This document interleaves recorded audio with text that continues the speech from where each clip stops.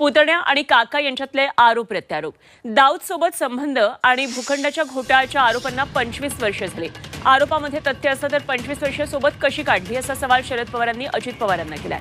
अजित पवारांनी केलेल्या आरोपांवर शरद पवारांनी पलटवार केलाय आणि झी 24 तासला दिलेल्या एक्सक्लुझिव्ह मुलाखतीमध्ये शरद पवारांनी अजित पवारांना सडेतोड उत्तर दिलं।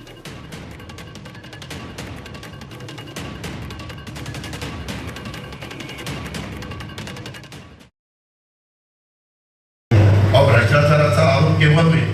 तुम्ही मंत्री झाला तर होईल, खासदार आमदारवर भ्रष्टाचाराचा आरोप कसा होईल? त्याच्या संदर्भामध्ये भ्रष्टाचाराचे आरोप काही माझ्यावर झाले का?